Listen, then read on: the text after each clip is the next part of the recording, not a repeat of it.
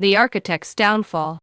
Rain pelted the cracked pavement of Verdigris as Detective Marcus Kane hunched deeper into his weathered trench coat. The streetlights cast sickly halos through the mist, illuminating the rot beneath the city's gleaming facade. 20 years on the force had etched permanent lines into his face, each wrinkle a testament to another case that had taken something from him. Memories of his wife Eleanor surfaced unbidden. 6 years since cancer took her, yet her absence still felt like an open wound. He'd thrown himself into his work afterward, chasing shadows through these streets, hunting for a redemption that remained stubbornly out of reach. His phone vibrated. Another high-end heist, the fourth this month. The diamond exchange on Blackwater Avenue had been hit. 2 million in uncut diamonds had vanished without a single alarm triggered. Kane headed toward his car as his mind churned with possibilities. These weren't ordinary robberies. Someone had intimate knowledge of each target's security systems and the skills to disable them without leaving a trace. Across town in a penthouse apartment, overlooking the city's sparkling skyline, Remy Zhao carefully removed her dark contact lenses. Her real eyes, amber with flecks of gold, blinked back at her in the mirror as she methodically wiped away the makeup that had transformed her features hours earlier. The diamonds were already in transit to her client, a faceless name who communicated only through encrypted messages. In her line of work, curiosity was a liability. She stripped off her black tactical gear, revealing a constellation of scars across her torso, souvenirs from a life lived on the wrong side of the law. At 35, Remy had survived longer than most in her profession, a testament to her meticulous planning. Her handler Julian had already messaged about a new job from the same client, offering triple her usual fee. The stakes were escalating, and the city was getting hot with increased police attention. But the financial security it promised was too tempting to ignore.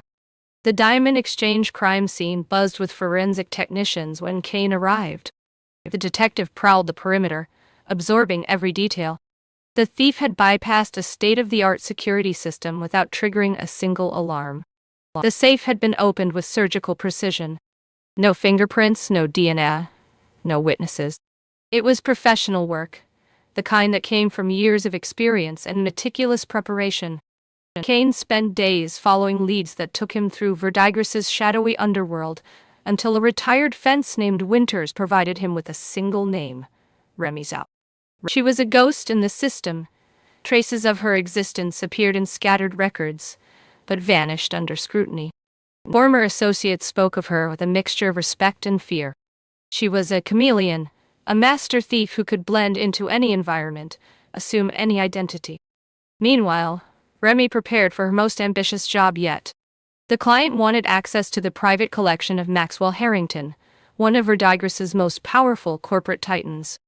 Specifically, an encrypted hard drive hidden in Harrington's personal safe. The job would require infiltrating his heavily guarded penthouse during an exclusive gala. As she conducted reconnaissance, Remy noticed the same detective appearing in her peripheral vision, too often for coincidence. Marcus Kane had developed a reputation for tenacity, and now he was circling closer. She considered aborting the job, but the deadline was approaching, and the client had made it clear that failure wasn't an option. Kane tracked her to an upscale apartment building in the financial district, where she lived under the name Rebecca Young-I. Rather than making an arrest with insufficient evidence, Kane decided to approach her directly at Harrington's gala. There were too many corrupt officers in Verdigris. If Remy was as good as her reputation suggested, she might be the key to something bigger. The Harrington Gala arrived on a night when the persistent rain finally relented. Kane attended in an ill-fitting tuxedo, his badge and gun concealed but accessible. Remy floated through the same crowd as Elise Montclair, a French art dealer with connections to galleries across Europe. Her accent was flawless, her knowledge of the art world impeccable. Their eyes met across the room. A hush of recognition passed between them, hunter and hunted. Then chaos erupted as the lights failed throughout the building. In the darkness, Remy made her move toward Harrington's private elevator with Kane in pursuit. When Kane finally cornered Remy in Harrington's study, the safe already open and the hard drive in her hand, an explosion rocked the building's lower floors. This wasn't part of Remy's plan. Someone else had hijacked her carefully orchestrated heist. The floor beneath them groaned, structural integrity compromised by the blast. Escape routes were rapidly disappearing. In that moment of shared peril, they made a tacit agreement: survival first, reckoning later. Together they navigated the increasingly treacherous building, emerging onto the roof as secondary explosions continued below. They leapt across to an adjacent building as parts of Harrington's penthouse began to collapse.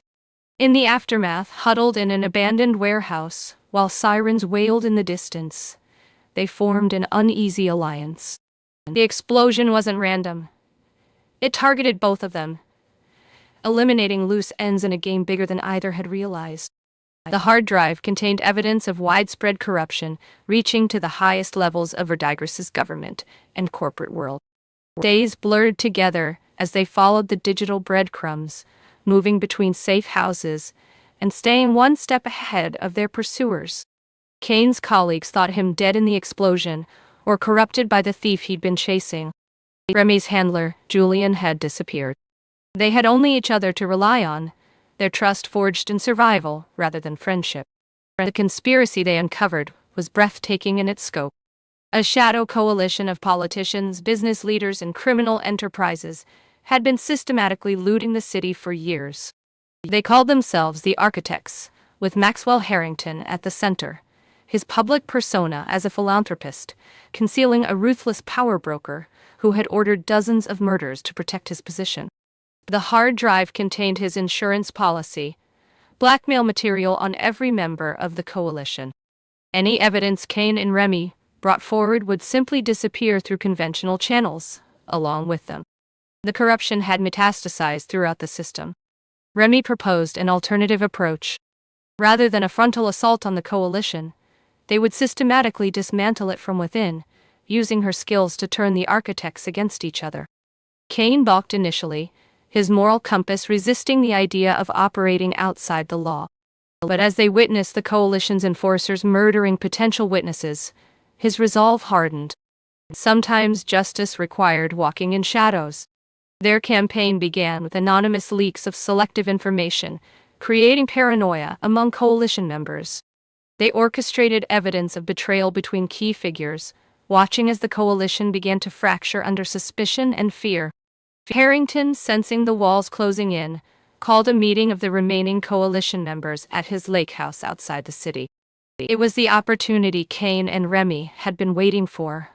All the major players in one location, away from their security details. Kane had reached out to the one person in the federal government he still trusted, providing enough evidence to secure warrants. As Harrington and his associates discussed how to neutralize the threat to their operation, federal agents surrounded the property. In the ensuing chaos, Harrington attempted to escape via a hidden tunnel system.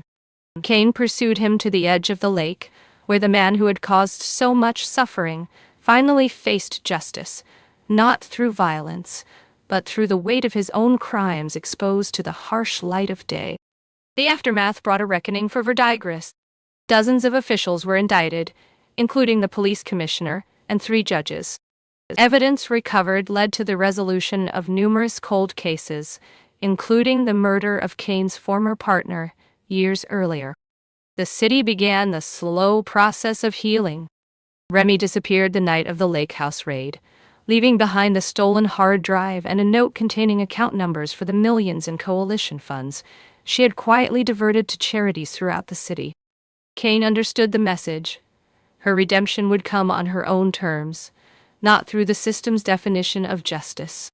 6 months later, as Kane stood on his apartment balcony, watching the city lights through a gentle rainfall, he found an envelope that hadn't been there minutes before. Inside was a single playing card, the Queen of Hearts, with coordinates written in familiar handwriting. A smile tugged at the corner of his mouth as he memorized the numbers before burning the card. In a city built on secrets, they had uncovered the truth. And in a world of shifting loyalties, they had found something unexpectedly genuine in each other. As Kane looked out over Verdigris, he saw it not as it was, but as it could be. A city emerging from shadows, rain washing away the grime of decades of corruption, revealing the possibility of something better beneath. But the rain continued its steady rhythm, a constant, in a city of change. Cain turned from the balcony and began to pack. Whatever came next, Verdigris would have to find its way without him. He had a new path to follow, one that led away from the shadows, and toward a truth he'd only just begun to understand.